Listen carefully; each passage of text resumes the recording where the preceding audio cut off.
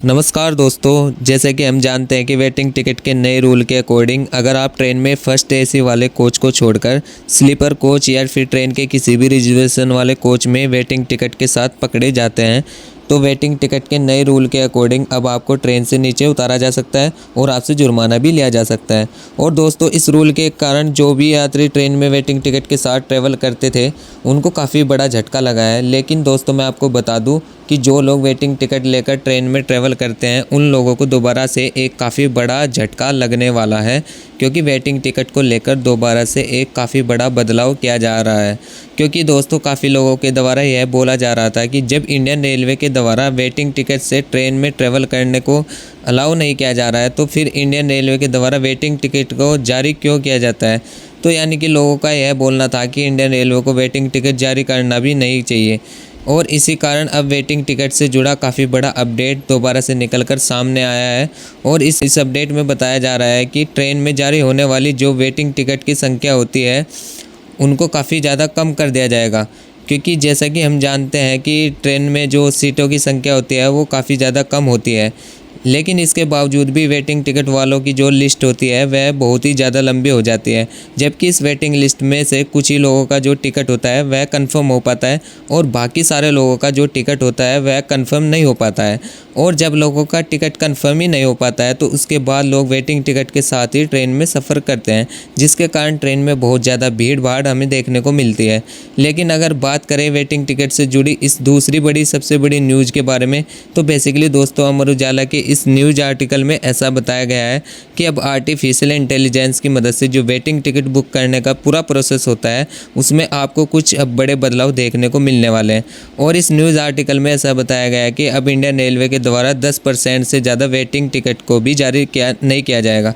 यानी कि एग्जाम्पल के लिए अगर किसी ट्रेन में 40 वेटिंग टिकट अपने आप ही कंफर्म हो जाते हैं तो उस केस में अब इंडियन रेलवे के द्वारा टोटल 44 वेटिंग टिकट को ही जारी किया जाएगा। और इन 44 वेटिंग टिकट में से 40 वेटिंग टिकट को अपने आप ही कंफर्म हो जाएगी। बाकी की जो बची हुई 4 वेटिंग टिकट होगी, अगर यह बाकी की 4 सीट भी कंफर्म नहीं हो पाती है तो इनकी वेटिंग टिकट को आरएससी में कन्वर्ट कर दिया जाएगा। और मैं आपको बता दूं कि जिन वेटिंग टिकट को आरएससी में कन्वर्ट किया जाता है वह यात्री आरएससी वाली टिकट के साथ भी ट्रेन में बिना किसी परेशानी के ट्रैवल कर सकते हैं। लेकिन इसी के साथ मैं आपको बता दूं कि आरएससी वाली टिकट पर आपको पूरी सीट नहीं दी जाती है।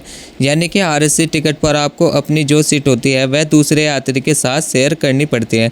लेकिन अगर आपके पास आरएससी टिकट के तो आपको नीचे नहीं उतारा जाएगा और आप बिना किसी परेशानी के अपनी यात्रा भी पूरी कर सकते हो। बेसिकली ऐसा बताया जा रहा है कि आर्टिफिशियल इंटेलिजेंस बेस्ड जो ये नया सिस्टम होने वाला है, इसको लेकर रेलवे बोर्ड के द्वारा अलग अलग रेलवे से कई प्रकार के सजेशन मांगे गए हैं कि एआई यानी कि आर्टिफिशियल इंटेलिजेंस को नए रिजर्वेशन वाले सिस्टम में किस प्रकार से इस्तेमाल किया जाना चाहिए। और इसी कारण बताया जा रहा है कि नॉर्थ ईस्टर्न रेलवे के द्वारा इस नए वेटिंग टिकट के फॉर्मूले को भी तैयार कर लिया गया है। बेसिकली इस नए सिस्टम में जो पीआरएस होता है उसको जिसको पैसेंजर रिजर्वेशन सिस्टम बोला जाता है, तो यह पीआरएस सिस्टम है वो रोज़ खुद ब खुद सारी कंफर्म होने वाली टिकट के जारी होने के बाद इस नए सिस्टम के द्वारा किए गए टेस्ट के आधार पर 10% वेटिंग टिकट को जारी किया जाएगा। यानी कि दोस्तों, इस प्रकार से इस नए सिस्टम के द्वारा पहले खुद कंफर्म हो जाने वाली टिकटों का वेट कम किया जाएगा, उनकी टेस्टिंग की जाएगी और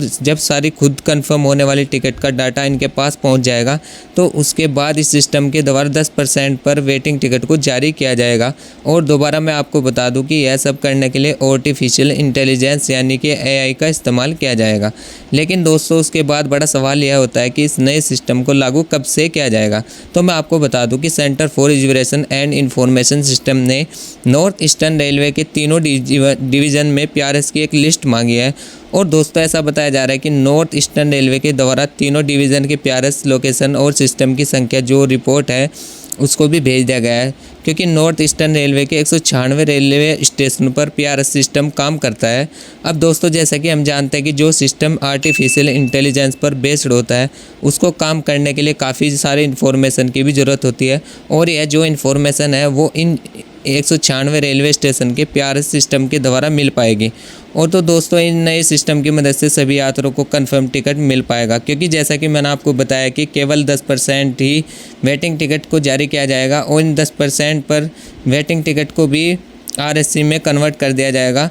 और जिसके बाद यह सभी लोग ट्रेन में सफ़र कर पाएंगे बिना किसी परेशानी के। तो इस प्रकार से दोस्तों सभी यात्रियों को कंफर्म टिकट मिल पाएगी। यानी कि दोस्तों इस नए सिस्टम में ऐसा होने वाला है जिसकी डिमांड ट्रेन में सफ़र करने वाले यात्रियों की तरफ से की जा रही थी कि इंडियन रेलवे को उतनी ही वेटिंग टिकट जारी करनी चाहिए जितनी वेटिंग टिकट कन्फर्म हो सके। तो इस प्रकार से ये आपको सिस्टम देखने को मिलेगा। तो दोबारा दोस्तों यह सवाल होता है कि इस सिस्टम को आखिर लागू कब से किया जाएगा। तो दोस्तों ऐसा बताया जा रहा है कि 1 जनवरी को जब ट्रेनों के नए टाइम टेबल को जारी किया जाएगा तो उसी समय इस नए सिस्टम को भी लागू किया जा सकता है। हालांकि जैसा कि मैंने आपको बताया है कि इस नए सिस्टम को लेकर काफ़ी सारी तैयारियां भी की जा रही है, लेकिन अभी के लिए ऐसा बताया जा रहा है कि रेलवे के किसी भी अधिकारी की तरफ से इस नए सिस्टम को लेकर कोई भी खुलकर बात नहीं की जा रही है। क्योंकि दोस्तों हो सकता है कि फ़िलहाल अभी सिस्टम पर केवल काम किया जा रहा हो और जब यह नया सिस्टम पूरी तरह से इस्तेमाल करने के लिए रेडी हो जाएगा तब इससे जुड़ी जो ऑफिशियली जानकारी है वो रेलवे की तरफ से की जा सकती है। लेकिन दोस्तों एक बड़ा सवाल और होता है कि जो 10% पर वेटिंग टिकट को जारी किया जाएगा, क्या वह सभी 10% पर वेटिंग टिकट को आरएससी में कन्वर्ट करना पॉसिबल है या नहीं। तो दोस्तों मैं आपको बता दूं कि ट्रेन का जो स्लीपर कोच होता है, इसके अलावा जो 3rd एसी वाला कोच होता है और जो 2nd एसी वाला कोच होता है, तो इन सभी तीनों कैटेगरी के कोच हर एक डब्बे में 16 सीटों पर आपको आरएससी दी जा सकती है। और इन सभी तीनों कैटेगरी के ट्रेन के डब्बों में आपको हर डब्बे में कम से कम 16 आरएससी वाली सीट देखने को मिलती हैं। और जैसा कि मैंने आपको बताया कि जिन यात्रियों के पास आरएससी वाली टिकट होती है उनके लिए एक सीट पर 2 यात्रियों के लिए जगह दी जाती है। यानी कि आरएससी टिकट वाले 2 यात्री एक सीट पर ट्रेवल करते हैं। और अगर दोनों में से किसी भी यात्री का टिकट कैंसिल या फिर अपग्रेड हो जाता है तो उस केस में दूसरे आरएससी वाले यात्री को पूरी सीट मिल जाती है। और जैसे कि हम जानते हैं कि टिकट को लेकर सबसे ज़्यादा मारामारी हमें फेस्टिवल सीजन और गर्मियों की छुट्टियों में देखने को मिलती है, क्योंकि इन दिनों सीट कंफर्म ना होने की वजह से सैकड़ों यात्री वेटिंग टिकट के साथ रिजर्वेशन वाले कोच में चढ़ जाते हैं और कंफर्म टिकट वाले यात्रियों के लिए वह मुसीबत बन जाते हैं। लेकिन दोस्तों जब इस नए सिस्टम के कारण वेटिंग टिकट को ही ख़त्म कर दिया जाएगा तो उसके कारण यात्रियों को वेटिंग टिकट भी नहीं मिल पाएगी और वेटिंग टिकट के बिना यात्री ट्रेन में चढ़ भी नहीं पाएंगे। और दोस्तों आप कमेंट सेक्शन में बता सकते हैं कि इंडियन रेलवे को क्या इस प्रकार का नया सिस्टम लागू करना चाहिए या नहीं करना चाहिए, जहां पर इंडियन रेलवे के द्वारा उतनी ही वेटिंग टिकट को जारी किया जाए जितनी वेटिंग टिकट कंफर्म हो सके। तो वेल दोस्तों इस वीडियो में इतना ही। I hope you like the video. तो फिर मिलेंगे नेक्स्ट वीडियो में। इसी के साथ चैनल को लाइक शेयर सब्सक्राइब करें। धन्यवाद।